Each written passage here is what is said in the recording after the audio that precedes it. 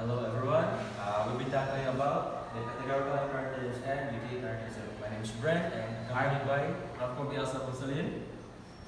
and this is our topic. Introduction.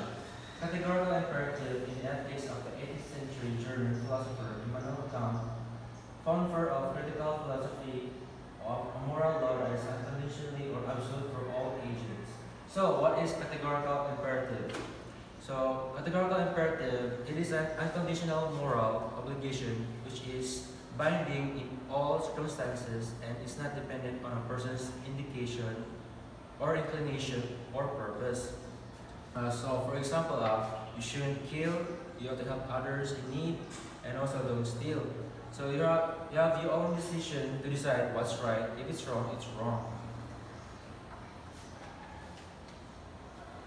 Categorical imperative is determined by referring to three formulations, namely formula of the law of nature, the formula of N itself, and formula of kingdom of N.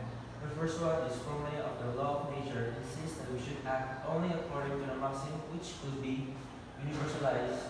This means that we must be able to universalize a principle without contradiction. So, for example,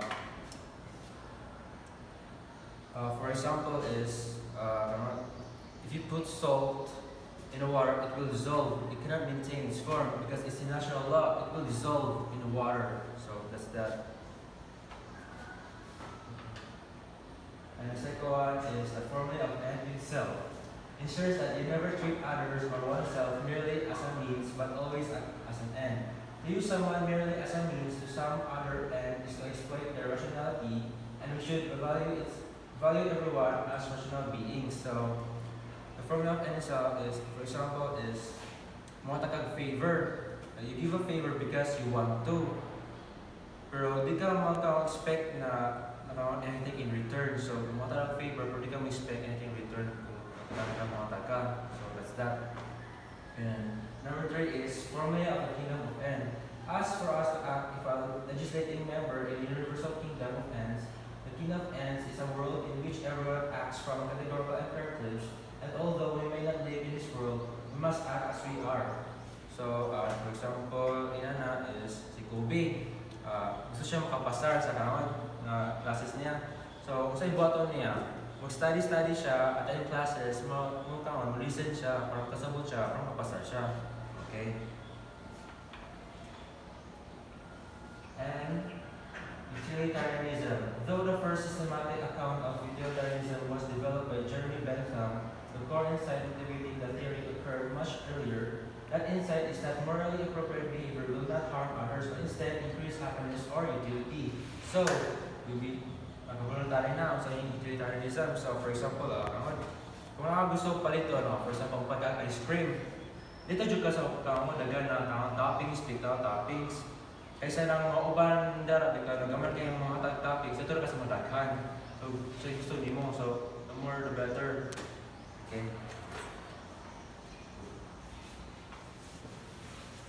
So there are some early procedures to the classical utilitarians. First is Gay 7 is born from 731. Held that since God wants the happiness of mankind and since God will give us the criterion of virtue, the happiness of mankind may be said to be criterion of virtue but once removed.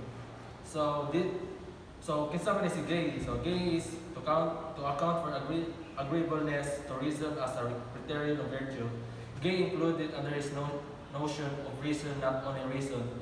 That is the foreseeing of the inconveniences of certain things and actions by connecting their natures. So, like, para makaimutan na ang reason kay based judgment sa atong happiness or sa atong virtue, kaya ang reason kay dili lang basta, dapat i-apply na to atong buhaton kay nakakontribute puta sa happiness sa mga tao.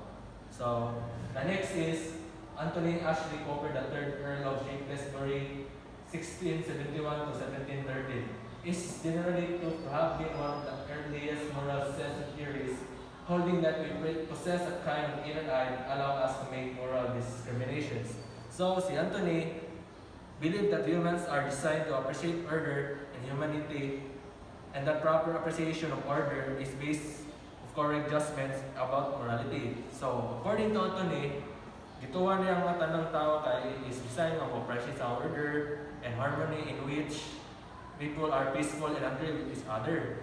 Kung kanang lain order and harmony is kabalo ta mo properly appreciate mao na basis sa atong core adjustments about morality, beauty, and religion. He is more observing reasons and arguing something rather anang makita natong mga sculptors. So the next is Jeremy Bentham. Was influenced both by Hobbes' account of human nature and Hume's account of social utility. He's born from 1748 to 1832. So Jeremy Bentham, kani siya was an English philosopher, jurist, economist, and social reformer. Regarded as classical philosopher and the founder of modern utilitarianism, he was widely regarded as the foremost apostle of the practical and the leader of utilitarian school of England. He has been described as one of the oldest figures in the history of political thought. His father was a lawyer. He also studied at Lincoln's Inn. So, the last one is John Stuart Mill, 1806 to 1873. Was a follower of Bentham and through most of his life, greatly admired Bentham's work even though he disagreed with some of Bentham's claims, particularly on the nature of happiness. So, kani si John Stuart Mill, siya po was a British philosopher. He is a prominent economist, political philosopher, and moreover, he was worked as a civil servant in East India Company. He is the reformist of the utilitarianism and the best of the individualists. He is the liberalist, feminist, supporter of economic freedom. Siya po ang influential philosopher and senior official in the East India Company, a controversial in the 19th century Britain. He advocated the thought and social awareness in political decision making and legislation. So that's all for our report. Thank you. Thank you.